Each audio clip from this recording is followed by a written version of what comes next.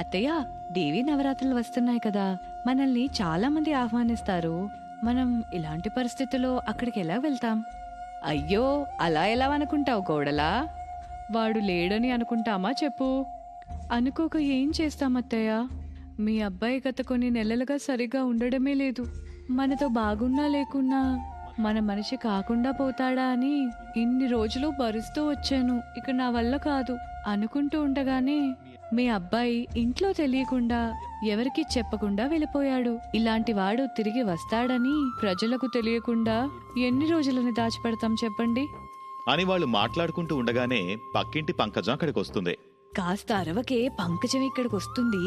దాని నోట్లో ఈ విషయం పడిందంటే నవరాత్రులు మొదలయ్యేలోపు నవరస ప్రదర్శనతో అందరికీ తెలియజేస్తుంది. నేను తనతో మాట్లాడతాను, కాస్త ఆగు అని సరోజ పంకజానికి ఎదురు వెళ్తుంది.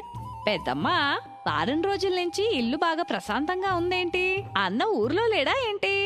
అంటే ఏంటే నీ ఉద్దేశం? అయ్యో, ఇందులో ఉద్దేశం ఏముంది పెద్దమ్మా? అన్నుంటే వదిన అన్నకి ఒక నిమిషం కూడా పడేది కాదు కదా. ఎప్పుడూ ఏదో ఒక విషయం మీద కొట్టుకుంటూనే ఉండేవాళ్ళు కదా. వాళ్ళ కొట్లాట ఊర్లో చాలా మందికి కాలక్షేపంగా కూడా ఉండేది. సరే సరే, కానీ ఇప్పుడు ఎందుకొచ్చావో చెప్పు చాలు.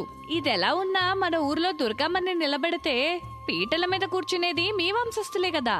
ఈ 2 రోజుల్లో దుర్గాదేవి నవరాత్రులు మొదలవుతున్నాయి. అందుకే వదిన అన్నకి ఈ విషయం గుర్తు చేయడానికి వచ్చాను. సరే, ఒకసారి వాళ్ళిద్దరిని బయటికి రమ్మని చెప్పు. ఒక మాట చెప్పేసి వెళ్తాను. సరే, నాకు చెప్పావు కదా, నేను వాళ్ళకి చెప్తాను, లెవెళ్ళు. అత్తయ్య, వాళ్ళకి ఇప్పుడు వస్తారని చెప్పి ఆయన ఎప్పటికీ రాక వాళ్ళ ముందు పరువు పోవడం తప్ప ఇంకేమైనా ఉందా? సర్లే కోడలా, కాస్త ఓపిక పట్టి చూద్దాం, ఏమవుతుందో. అంతా దేవుని లీల. సరే, పోయి నీ పని చూసుకోపో. ఏంటండి, ఉదయం సూర్యుడు రాకముందే ఆఫీస్ అని వెళ్తారు, మళ్ళీ దయ్యాలు తిరిగే సమయానికి వస్తారు. ఒక మాట ముచ్చట లేకుండా ఈ ఉద్యోగం చేసి ఏం సంపాదించాలని? చూడు సీత, పెళ్ళైనప్పటి నుంచి చూస్తున్నాను. మొన్నటి వరకేమో వాళ్ళది కొనుక్కున్నారు, మనకు లేదు. వీళ్ళిది కొనుక్కున్నారు, మనకు లేదని ఎప్పుడు అది లేదు ఇది లేదు అని చిన్న చూపు చూడటమే నీ ఆలోచన. తర్వాత మన ఇల్లు పెద్దగా లేదు, అందరూ డూప్లెస్ హౌసెస్ 3 BHK ఇళ్లలో ఉంటున్నారని మన ఇల్లు మారే వరకు అదే గోల. ఇప్పుడు ఆ ఇంటి గోల కూడా అయిపోయింది అంటే అందరూ ట్రిప్స్ వెళ్తున్నారని. ఇప్పుడు లేట్ నైట్ అయ్యింది, మాట ముచ్చటికి కూడా టైం లేదని మొదలుపెట్టావు, అంతేగా? ఆహా, తప్పులన్నీ నావే కదా. మీ తప్పేం లేదు. నేను మిమ్మల్ని చెప్పు చేతల్లో పెడుతున్నట్టు భలే మాట్లాడుతున్నారే. చెప్పు చేతల్లో పెట్టడం కాదు, నీ కోరికలతో చిరాకు పుట్టిస్తున్నావు. అసలు పెళ్ళెందుకు చేసుకున్నాను రా దేవుడా అన్నట్లు అనిపిస్తుంది నాకు. అవునవును, నన్ను చూస్తేనే చిరాకు మీకు. అదే మీ ఆఫీస్లో ఆడవాళ్లతో మాట్లాడమంటే గంటలు గంటలు నవ్వుకుంటూ మాట్లాడతారు కదా, అప్పుడు రాదా చిరాకు మీకు? నన్ను చూస్తేనే వస్తుంది కదా. ఒసై, ఆఫీసులోండి ఆడవాళ్లతో మాట్లాడితే కూడా తప్పు పట్టడం ఏంటే? నీ అనుమానం తగలయ్యా. అనుమానం కాదు, నిజం. వాళ్లతోనే నీకు బాగుంటుంది కాబట్టి నువ్వు రాత్రి పగలు అని తేడా లేకుండా ఆఫీస్ ఆఫీస్ అంటూ వెళ్తున్నావు, నాకు అర్థమైంది అని అనగానే విక్రమ్ సీత మీదకి చేతుతాడు. వెంటనే సరోజ వచ్చి విక్రమ్ చేతిని ఆపేసి, ఒరేయ్, ఆడపిల్ల మీద చేయెత్తడం మన ఇంట వంట ఉందేంట్రా? ఎందుకిలా ప్రవర్తిస్తున్నావు? అదే అత్తయ్య, నేను అడిగేది కూడా. ఈ మధ్య ఆయన ప్రవర్తనే మారిపోయింది. నాకు అనుమానంగానే ఉంది. ఎక్కడో ఏదో తేడా జరుగుతున్నట్టే అనిపిస్తుంది.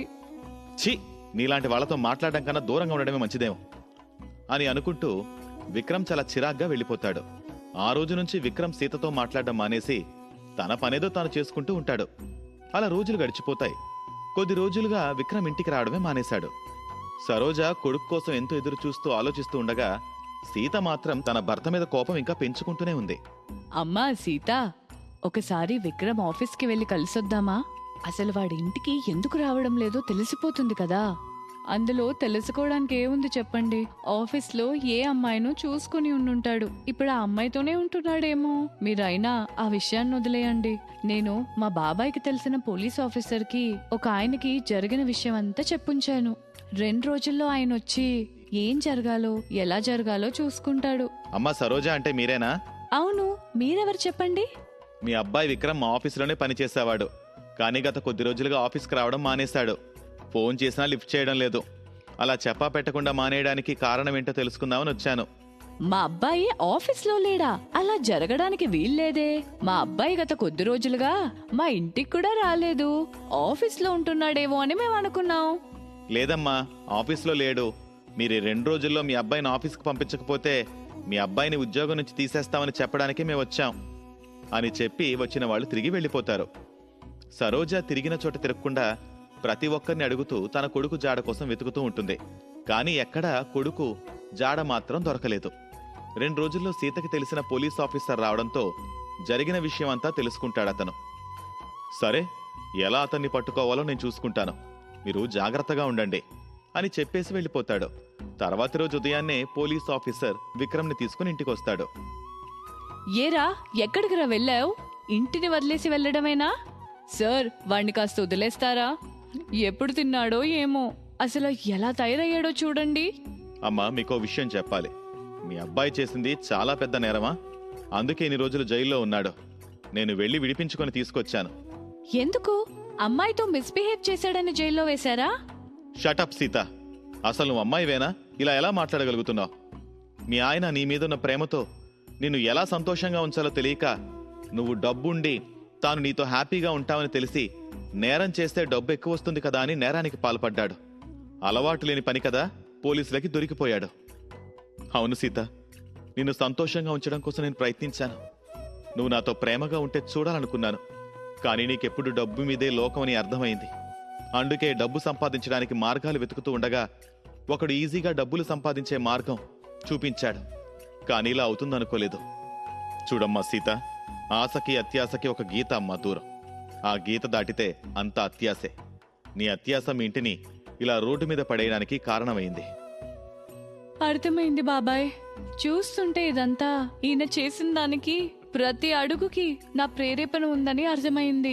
నా ప్రేరేపణ మంచి మార్గంలో ఉండుంటే ఆయన మంచి వైపు అడుగులు వేసేవారు.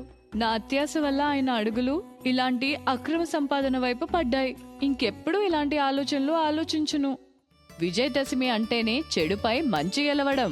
అమ్మా సీత, ఈ పండగ రోజున నువ్వు నీలో ఉన్న చెడుపై విజయం సాధించడం చాలా మంచి అడుగు. మంచి చెడులనేవి మార్గనిర్దేశకాలు మాత్రమే. నీ మార్గాన్ని మంచిగా నిర్దేశించుకోవడమే మంచి, చెడుగా నిర్దేశించుకోవడమే చెడు. ఈ రెండిటికీ తేడా నీకు తెలిసింది కాబట్టి నీ గెలుపు నిర్దేశించుకున్నట్టే అని సరోజ మాట్లాడుతూ ఉండగా పక్కింటి పంకజం వస్తుంది. పెద్దమ్మా, అన్న వదిన రెడీగా ఉన్నారా? అయ్యగారు రమ్మని పిలుస్తున్నారు. వదినా, మీ అన్నయ్య ఇప్పుడే ఆఫీస్ నుంచి వచ్చారు.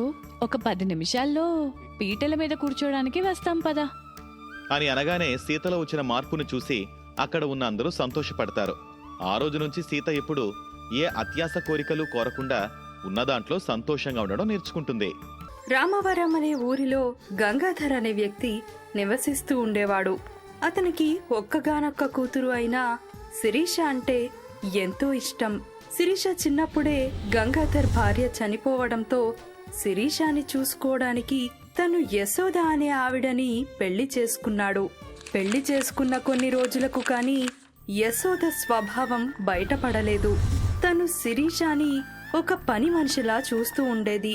పొద్దున్నే లేచినప్పటి నుండి శిరీషకి పనులు చెబుతూనే ఉండేది. ఒకరోజు శిరీష యశోద దగ్గరికి వెళ్ళి, పిన్ని పిన్ని, నాకు చదువుకోవాలనుంది, నన్ను స్కూల్కి పంపవా అని అడిగింది. అప్పుడు యశోద కోపంగా, ఇప్పుడు నిన్ను స్కూల్కి పంపిస్తే ఇక్కడ పనులన్నీ ఎవడ చేస్తాడే? ఈ పనులు అన్ని చేసే నేను స్కూల్కి వెళ్తాను పిన్ని. అవునా? ఇప్పుడు నువ్వు చదివి ఎవరిని ఉద్ధరించాలని? అయినా నీ అయ్య సంపాదించేదే అంతంత మాత్రం, మళ్ళీ అందులో నీ చదువుకు పెట్టాలా?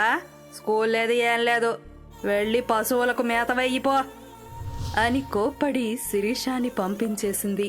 అలా రోజు శిరీష మీద ఏదో ఒక విషయం మీద కోప్పడుతూనే ఉంటుంది యశోద. గంగాధర్ కూడా యశోదకి ఎదురు మాట్లాడలేకపోయేవాడు. శిరీష రోజు రాత్రి తన గదిలో చిన్నప్పుడు తన అమ్మ ఇచ్చిన లక్ష్మీదేవి ఫోటో ముందు కూర్చుని ఆ రోజు తను పడిన బాధలు, సంతోషాలు అన్నీ ఆ లక్ష్మీదేవికి చెప్పుకుంటూ ఉంటుంది శిరీష.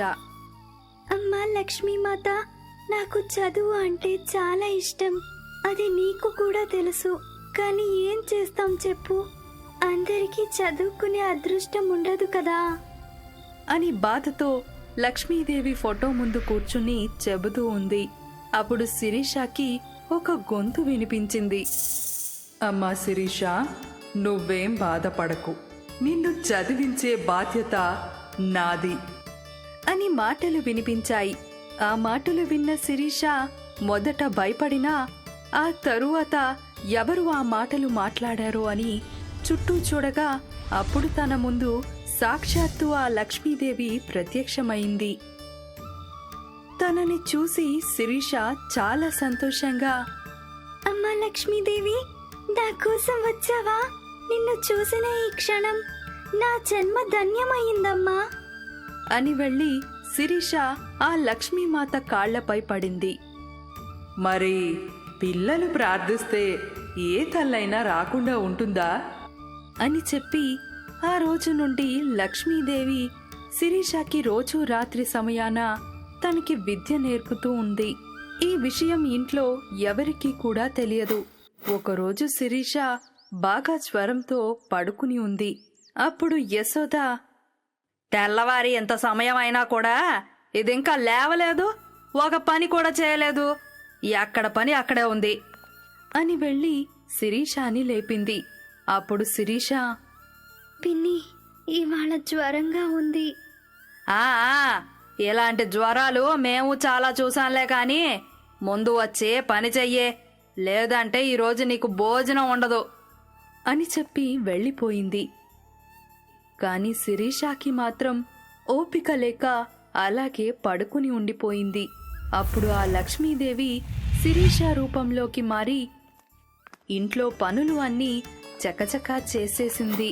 యశోద బయట నుండి ఇంటికి రాగానే పనులన్నీ అయిపోవడంతో చూసి ఆశ్చర్యపోయింది. అలా లక్ష్మీదేవి శిరీషకి అన్ని విధాలా సహాయం చేస్తూ తన చదువుకి ఎలాంటి ఆటంకం రాకుండా చూసుకుంటూ ఉంది. శిరీష యశోదాకి తెలియకుండా 10వ తరగతి పరీక్షకి డబ్బులు కూడా కట్టింది. శిరీష పరీక్షలు రాసినన్ని రోజులు లక్ష్మీదేవి శిరీష రూపంలో ఇంట్లో ఉండేది. అలా శిరీష పరీక్షలు అన్నీ చక్కగా రాసింది. కొన్ని రోజులకు శిరీష ఆ చుట్టుపక్కల ఊర్లలోనే మొదటి స్థానం సంపాదించింది అని పేపర్లో శిరీష ఫోటో చూసిన యశోద ఆశ్చర్యపోయింది. అలా ఆ లక్ష్మీదేవి అనుగ్రహంతో శిరీష జీవితంలో ఒక్కో మెట్టు ఎక్కుతూ పైకి వెళ్తూ ఉంది.